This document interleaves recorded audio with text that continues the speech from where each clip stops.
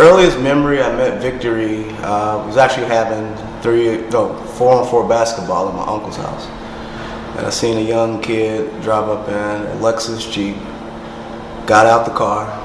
He substituted for someone that got hurt and ended up bowling me like 2 or 3 times on the court in the back of my uncle's house. I think he was every bit of like 16 or 17 at the time.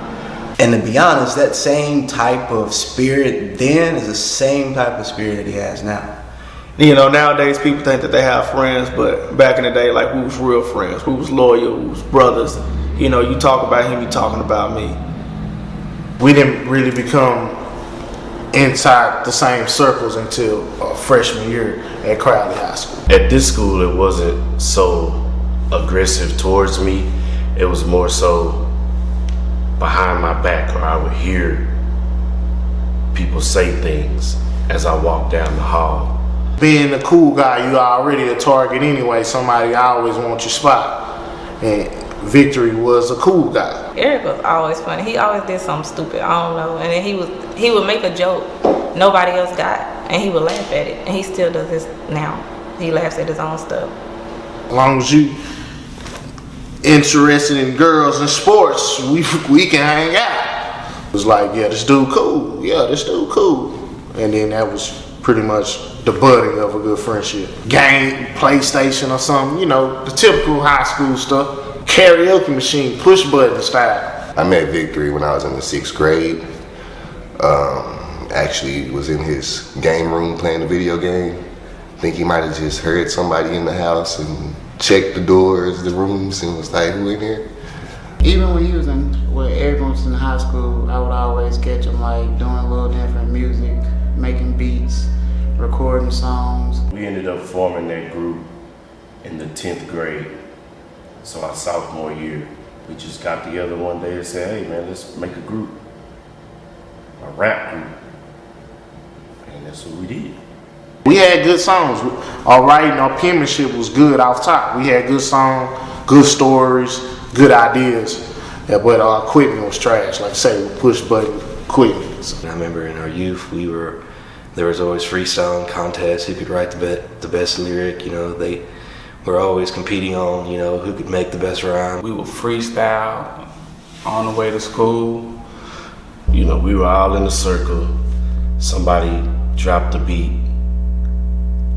and I just jumped in, just eating on that thing, just And I noticed that my crowd started getting bigger. I thought that I was good, but when I saw people think the same thing that I thought, that's all I needed. When people found out that it was a commitment, we were doing it every day. We would come home from school and go to someone's house and write music. I still remember one of his first CDs he ever dropping Hits Like Rain. Hey, Quake, drop that beat. And you know, we was at track meets. It didn't matter if it was a basketball game, just anywhere where I could get a crowd. We talking about in the era where there wasn't YouTube, there wasn't MySpace or Facebook. So it was a little harder to move the music, but it was only because we had to burn them one by one while trying to party and do all of this other stuff that kids do at their age. He was like really into his beats. You know, everybody else is kind of playing around, but he was like really into whatever beat he was trying to make. I don't know what it was, but it was some beat. We just make it work, man. We make it work. And it's just to have fun. Lighten up. It's what, you know, helped him get through his days without not having his family, his mother, his father, and his brother and sister. Honestly, I've asked myself that question, and I don't know if he would be the artist that he is today had he not gone through what he's gone through, because a part of his greatness is his pain. I think he finds a way to focus it and channel it and turn it into art that you just don't see every day. Just seeing him from when I would go up to the high school for sports, walk down the hallway, everybody shaking his hand, everybody knows him. even people from other schools would know him. He just had a way with words, and you know, he had style and he had charm, and I mean, he always had a way of getting them. Cool, smooth, swaggy. We freestyle, we all into it. Yeah, hey, yeah. And so Eric said something like, "I'm coming." Bang! We get hit from behind. We got hit from behind. Basketball and music was always your two passions. I can always remember that since we were little bitty boys. I played sports. I wasn't very good, but I played them anyway. There was nobody ever in the stands when I played sports, and that affected me a lot. So I remember when he was growing up, Eric, I made sure that I was going to be always in the stands, and he played, basketball. That kind of brought us closer again, because before that he was just my little knucklehead brother. But after he started playing games, then I was like, okay, he's my little brother, but he's out there playing games. This is my brother. I don't care what y'all say. So that's really when I started looking at him a little bit different. A lot of people don't know this about Eric. He played some good hoops. I always thought that was his passion, basketball, when I first met him. Well, I mean, he's always liked basketball, but I would never say that he liked sports more than music.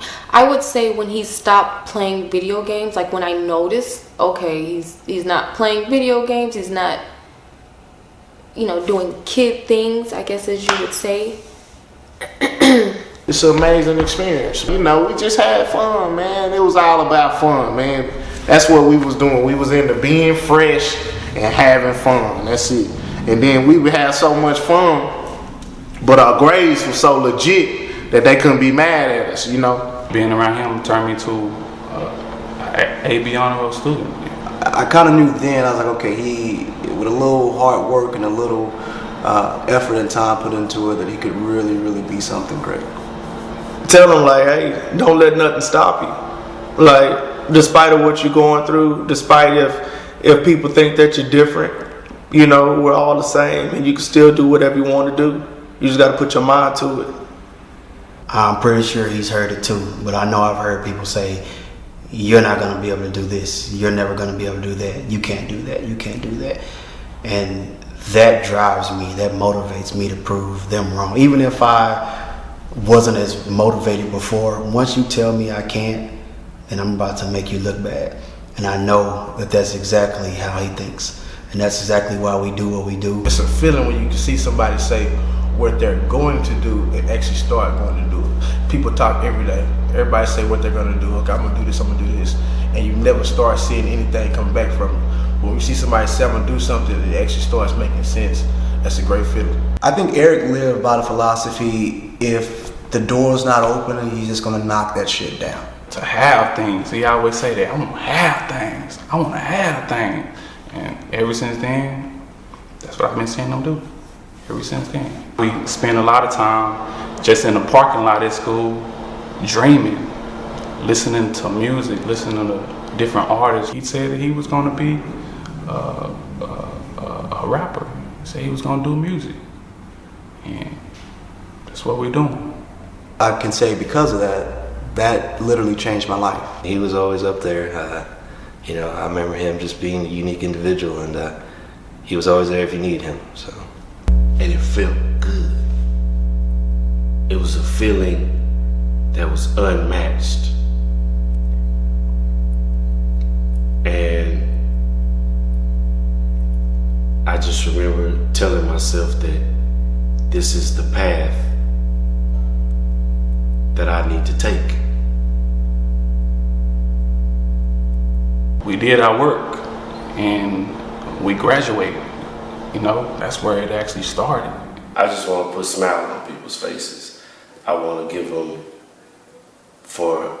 if it's nothing but 10 seconds, I want to take them away from the pain or the agony or the uncertainty that they may be having. We had albums in the works. When we